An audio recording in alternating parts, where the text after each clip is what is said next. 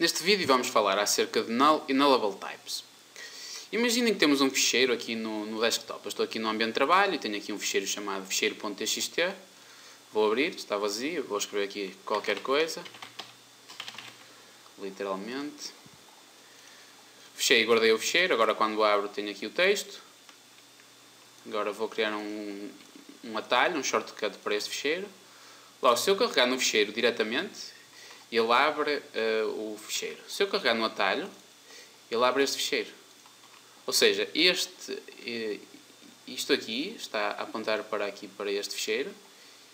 No entanto, sempre que eu carrego aqui, mesmo que não tenha texto, ele vai-me abrir um ficheiro de texto, mesmo que esteja vazio. Ou seja, o que eu quero dizer é, mesmo que isto esteja vazio, assim, quando eu carrego, ele não deixa de abrir o Notepad, o nosso bloco de notas. Agora, vou só escrever aqui qualquer coisa, nem era necessário. Ok. E ele abre sempre aqui abre sempre aquele ficheiro. Logo, este ficheiro ou existe ou não existe, não há meio termo. Logo, se eu agora apagar o ficheiro e agora for aqui a carregar neste shortcut, o que é que acontece? Se eu carregar neste atalho, ele basicamente está a apontar para um sítio que não existe. Isto está a apontar para algo, para outro sítio que não existe. Vou chegar aqui, vou apagar. E o conceito de null e nullable type está um bocado relacionado com isto. Tem uma analogia com este tipo de raciocínio. Ok, estamos de volta no Visual Studio.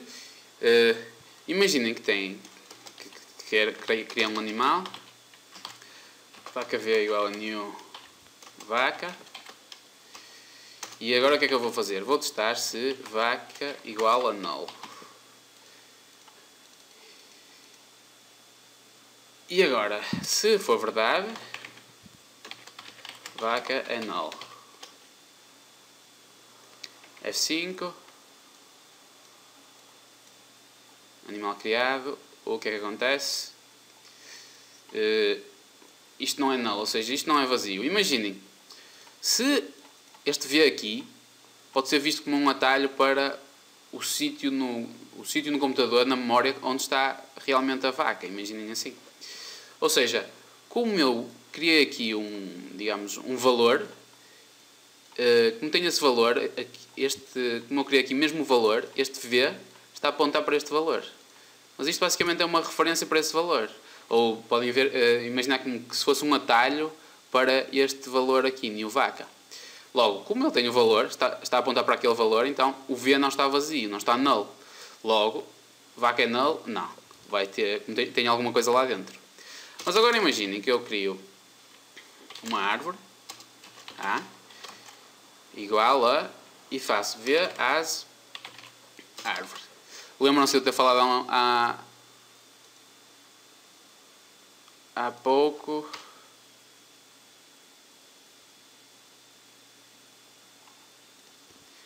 Exato, ele está aqui a dar o erro.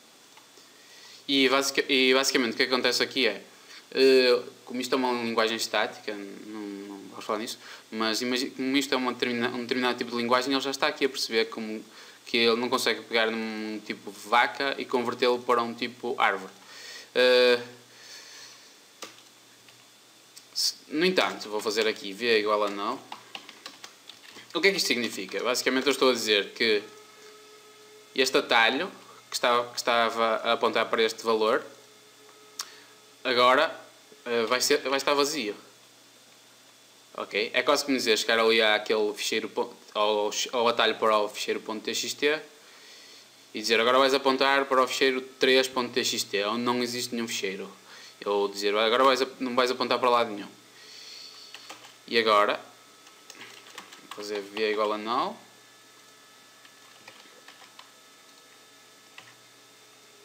Vou simplificar um bocadinho isto. Tirar estas chavetas. Podemos usar este formato mais sucinto. F5. E cá está. Vaca é null. Ou seja, no segundo caso está. Vou aqui vaca 1 e aqui vaca 2. Só para distinguirmos entre entre os ifs. Se calhar é melhor pôr assim, segundo if é null. Cá está, vaca segundo if é null. Ou seja, aqui temos este exemplo de um caso de que pode pegar naquele valor e pegar aqui neste V e ver se tem valor ou não. No entanto, na linguagem de programação há certos tipos by value, isto é, temos tipos por referência e por valor, ou seja, por value ou reference. E o que é que significa? Isto é uma referência, que basicamente quer dizer que tem tipo um atalho para o sítio onde está mesmo o objeto na memória. E depois há outros tipos, tipo int x igual a 0. E aqui, o x é o valor. É como dizer, este tipo não aceita, digamos, atalhos. Isto de uma maneira bastante rudimentar. Agora o que é que eu posso fazer? Posso fazer if x igual a null, x é null.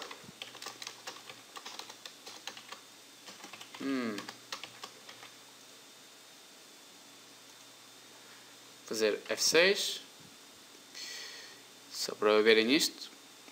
E o que é que está aqui a dizer? Basicamente, esta expressão vai ser sempre falsa. Porquê? Porque este x nunca vai ser null. Ele nunca vai ser vazio. Isto é quase como dizer que o x é um ficheiro e o v é o atalho. Isto é apenas para começarem a interiorizar o conceito. Claro que isto é um bocado mais elaborado, mas para já podem pensar assim nesta analogia. Vou comentar isto aqui.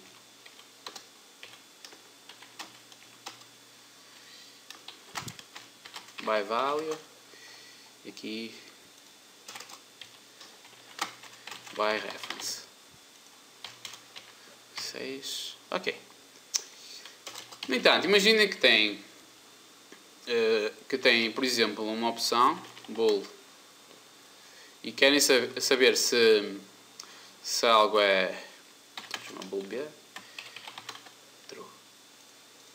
Querem saber se algo é verdadeiro ou falso. Pronto, este b pode ser verdadeiro ou falso. Mas imaginem que, por exemplo, tem vamos chamar compromisso, convite.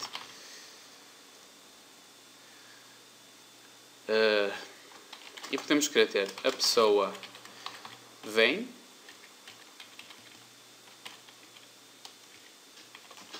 não vem, não disse. Ou seja, o que é que nós podemos fazer aqui? Nós vamos querer ter convite igual a true, que é este caso, a pessoa vem, convite igual a falso, a pessoa não vem. Mas se a pessoa não responder, isto vai ter que ficar vazio. E então o que é que nós podemos dizer? Como é que nós podemos dizer isso? Uma maneira é criarmos uma classe específica que vai ter um bool a dizer se vem ou não vem, e depois pode ter outra variável extra a dizer não respondeu. E se não respondeu, podemos ignorar esse vem ou não vem. Ou seja, já está assim um pouco complicado. O que nos interessava era ter um destes, e o bool é por valor, é como se fosse um inteiro. O que nos interessava era ter um bool que nos permitisse ter null. Eu vou só fazer aquele teste que me fiz há um bocado para verificar para mostrar que realmente acontece a mesma coisa. 6 para ver, exato, cá está a linha, está a dizer, não é, isto vai dar sempre falso, porque isto não pode ser null, ou seja, se for null quer dizer que significa que a pessoa não respondeu. Mas nunca vamos poder chegar a esse caso. Ou seja, o que nos interessava era ter um destes tipos bool, mas que esse tipo permitisse ter nulls. Ou seja, que permitisse ter valor vazio. O que é que podemos fazer?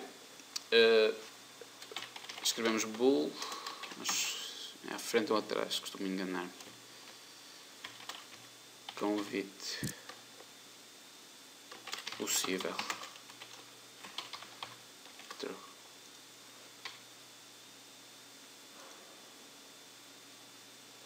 Ok. Colocamos aqui o ponto de interrogação à frente. E agora já posso dizer convite possível igual a null. E reparem, ups, se eu fizesse aqui que é um weight igual a null, ele ia queixar-se que não, é um non-nullable type. Só para distinguirmos aqui, nullable types.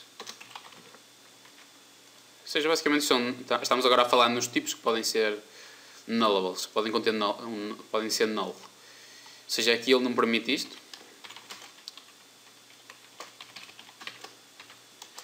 No entanto, aqui já permite o null. Vou executar. E agora já permite o null. E agora se eu fizer if convite possível, ponto, as value, o que é que isto significa? Se ele pode ter valor ou pode não ter.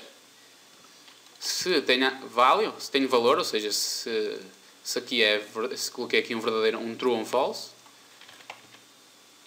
digo valor é value, ou seja, o valor que está lá dentro. Else. Ups.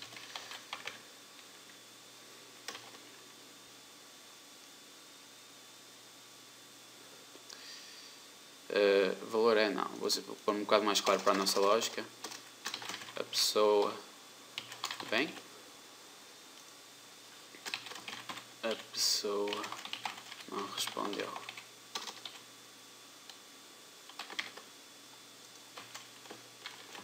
Ou seja, este caso é para o caso que quando devido possível não tem valor. Vou só criar aqui mais um caso. Posso dizer true neste. Vou comentar este caso. Ou seja, ou comentamos um caso ou outro. E agora, ou seja, se tiver valor, vai entrar neste caso. A pessoa vem e vai responder. Se não tiver valor, vai entrar neste caso e vai dizer a pessoa não respondeu. Ou seja, neste momento está null. Ou seja, digamos que a pessoa ainda não respondeu. Não podemos concluir nada. Vou executar F5. E cá está. A pessoa não respondeu. Ou seja, temos aqui um valor, digamos, intermédio entre o true e o false. Não é propriamente intermédio, é extra. Que nos serve para, digamos, para descrever a indecisão, neste caso. Ou a falta de decisão. E agora, se eu, por exemplo, comentar aqui ao contrário, fizer F5, ele agora vai entrar neste caso, vai dizer tenho valor. E agora vamos buscar o valor fazendo convite possível ponto value. F5. E cá está. A pessoa vem. True. A pessoa vem. Claro que não precisava ficar true. Não era necessariamente assim. Podemos depois usar o true e converter o true para verdadeiro ou sim. Ou o que quiséssemos. Este é o último vídeo deste capítulo. Deste módulo. E convém lembrar que estivemos a falar em muitos conceitos e muitos nomes novos, polimorfismo, interfaces, classes, objetos, casting, etc. Normalmente é melhor focarem-se digamos, em aplicar os conceitos e em perceber bem o que é que está a acontecer do que em memorizar os nomes, porque certos nomes, como por exemplo polimorfismo e assim, podem ter certas variações diferentes do que vimos aqui. Eu tentei focar-me no que é essencial, pelo menos nas palavras reservadas e tudo que é para começarem a ter as bases para verem em mais detalhe, mas para já não precisam de... não se concentrem necessariamente em saber os nomes exatamente, mas sim em perceber os conceitos e tentar aplicá-los corretamente.